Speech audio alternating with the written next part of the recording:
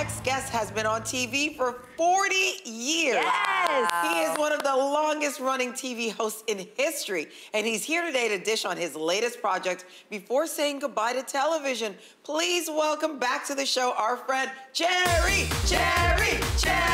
Jerry Springer!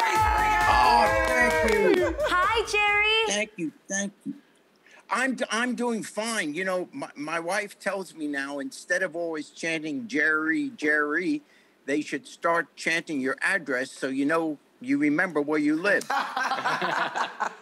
Jerry, that is hysterical. So we're going to send out my address. Don't do that. Don't do that. I will show up Jerry. and stalk you. You know this, Jerry. I've been obsessed with you for years, and now after 40 years of television, you're moving on to your new podcast, Tales, Tunes, and Tomfoolery. Tell us all about it.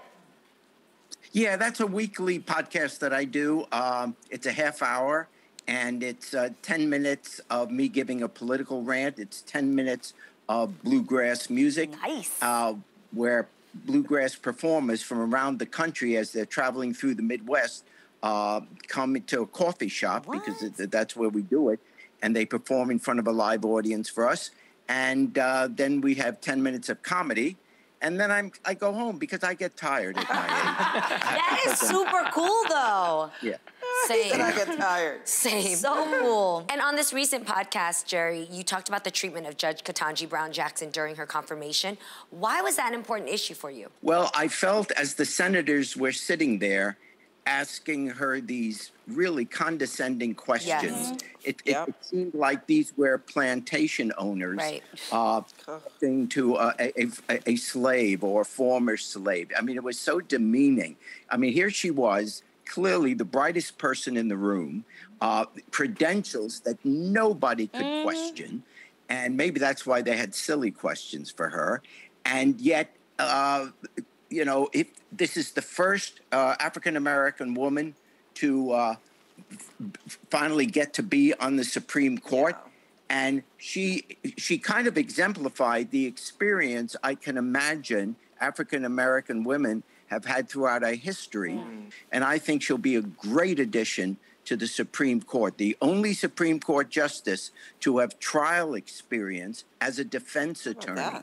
All the others were corporate attorneys. Finally, we get someone who represents just regular people. And I think that's very good to have on the Supreme Court. That is awesome. Absolutely. Said perfectly. Yes, B, it's you, honey. Absolutely. So now, Jerry, this is something I think most people don't know. You were the mayor of Cincinnati and said it was the greatest job you've ever had. Why is that? And are you returning to politics? I'm too old, but I may run. I may run for president of the nursing home. I can't. You have got to stop. I'm going to go from room to room. I'll give out some soft butter cookies and say, please vote for me.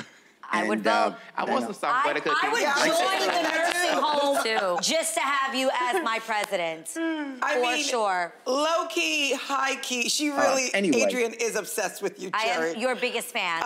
He's an icon. Exactly. Now, did I hear right? Were you born in a subway, Jerry? Yes. And, well, because I was born in England and during the war, World War II. And the subway tubes were bomb shelters.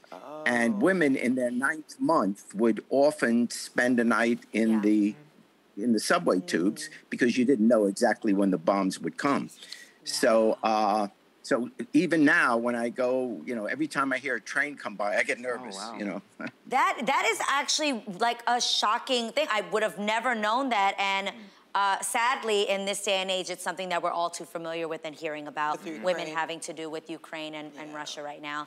Okay, now this is the real. So, Jerry, you know I got to ask you about the tea we hear you had in real life. You had like a real-life Jerry moment I heard with Sharon Osbourne and Piers Morgan. What exactly happened here? Oh, yeah, well, I had just been hired as the host of America's Got Talent. And so they invited me out to LA to meet, you know, the crew and they were judges on the show. I was the host, and Piers and Sharon were 2 of the 3 judges, along with David Hasselhoff. So everyone's sitting there at the table. I've just met these people for the first time, and Sharon and Piers start going at each other. Apparently, Piers had written an article for a British newspaper where he didn't say nice things about Sharon, and they were just going at it. And I'm thinking, wait a second, this is like my regular show. I came all the way out here. I'm constantly running into people that have been on my show. It follows you. Or could have been on. I never expected that someone from my show would one day become president of the United States. How about that? Wow. Yeah, that's crazy. Sorry. Neither did we. Crazy. Neither did we. Gotta be honest with you. All of this just begs us to ask the question, why are you retiring from TV as Judge Jerry and all of your legacy? It comes to an end later this year, by the way. What are you gonna miss most about being on TV? Well, the honest truth is the people I work with, because they've just become lifelong friends. And, so going to work every day.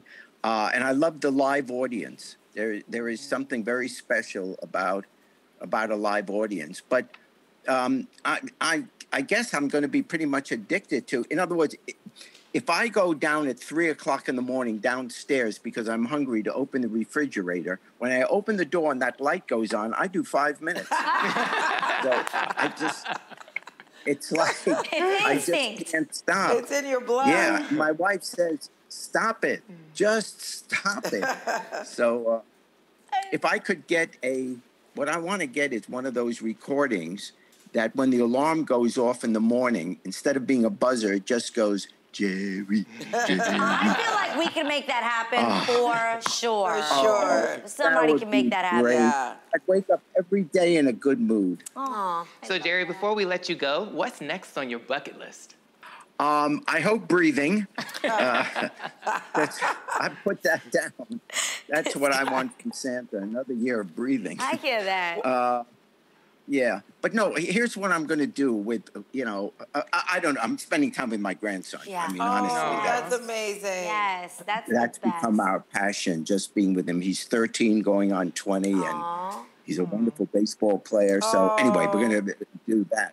But I've got this idea. What? Okay. See, we bought a plot, when my day comes and they return me to the ground.